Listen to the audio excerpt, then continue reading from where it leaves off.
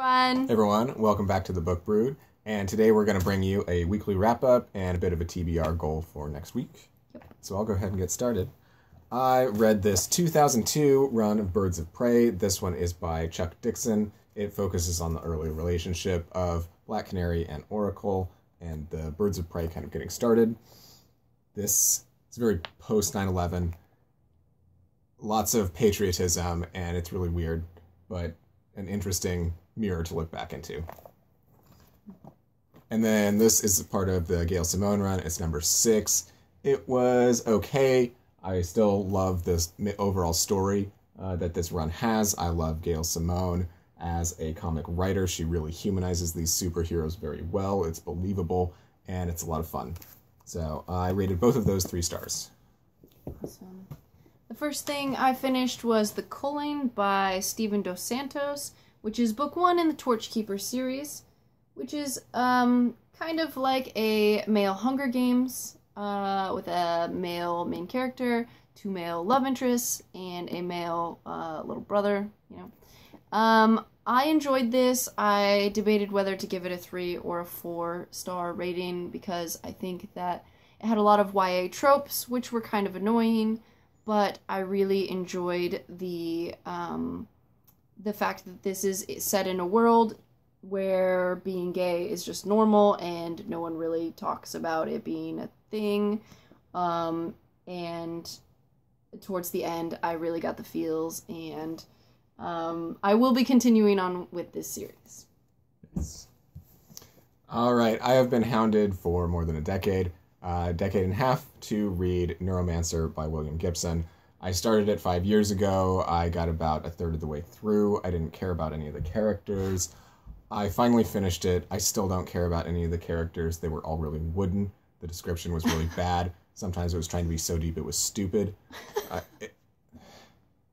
This affected the entire genre, essentially creating an entire subgenre. So I gave it 3 stars. But it's something you obviously had to read in the 1980s and for it to be forgivable enough for how just awful of an overall narrative and just structure is. It's pretty... Yeah, I'll stop. It wasn't for you. Oh, man. The next thing I read was the Penelopiad by Margaret Atwood, which is the story of Penelope and Odysseus. And I enjoyed this. I gave it a 3-star.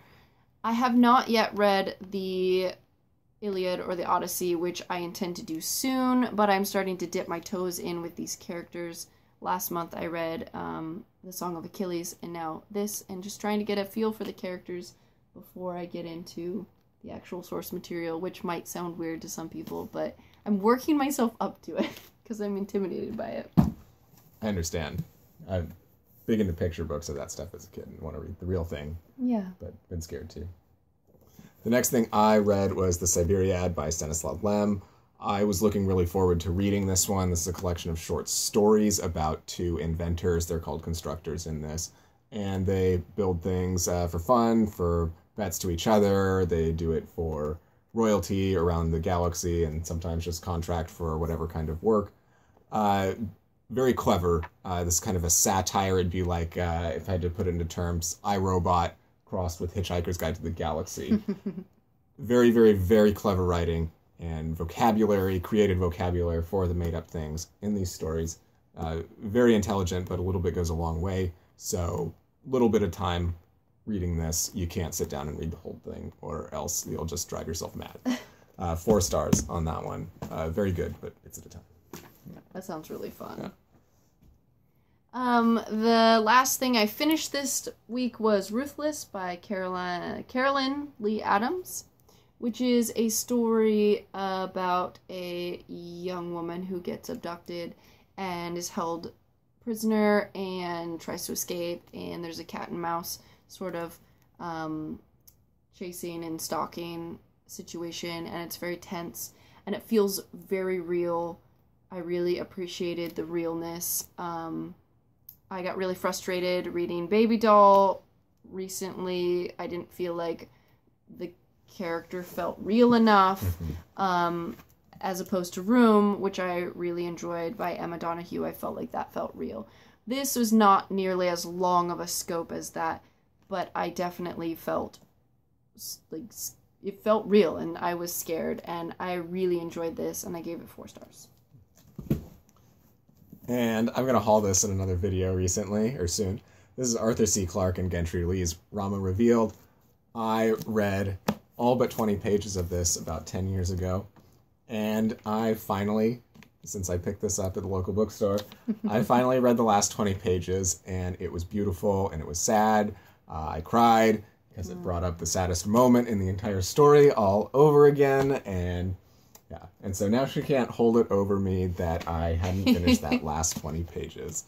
5 stars, obviously, on that. It's one of my most favorite series ever. I'm really glad you finished that. Thank you. I'm surprised it made you cry even after, like, it's been a decade since you read it. Oh, it all comes back. Yeah. Yeah. That's awesome. I haven't quite finished this yet, but I intend to soon, and this is Annihilation by Jeff VanderMeer, book 1 in the Southern Reach trilogy, and this is a very interesting story about the 12th expedition into Area X, and this is giving me seriously vibes of the old PC game Myst, where you're dropped into this situation and you don't know what's happening, and you don't know who to trust and who to believe, and you got to figure out what the heck is going on. And I'm loving this, but it is absolutely edge of my seat terrifying. So it's great, but I might have to space out reading the rest of it. I'm intrigued. All right, I'm on to stuff that I'm going to read next week, or this coming week. I apparently have some more Blackest Day. This came in from a hold at the library, and it's of the main Hal Jordan run, Green Lantern, so that's exciting, and I'll get to that. Nice. I'm pretty sure I'm going to DNF The Trench, which is book 2 in Steve Alton's Meg series.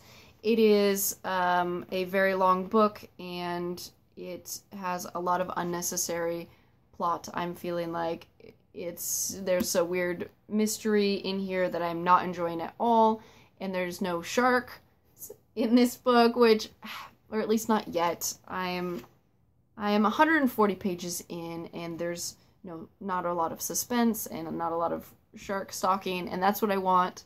So I'm not sure about that one.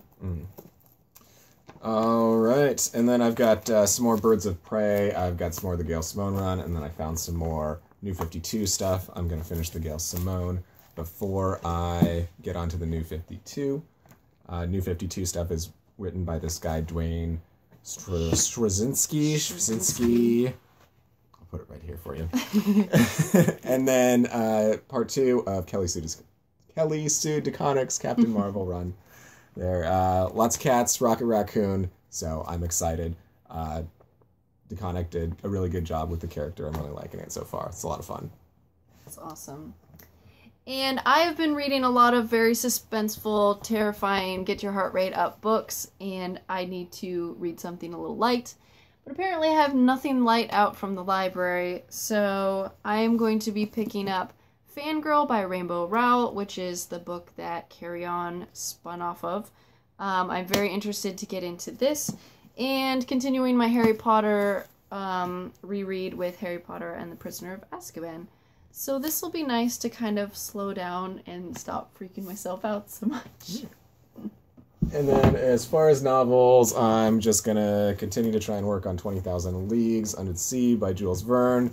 Might pick up The Stainless Steel Rat by Harry Harrison. And then I kind of lightly started Considered Phlebas by Ian M. Banks, so I might continue that one.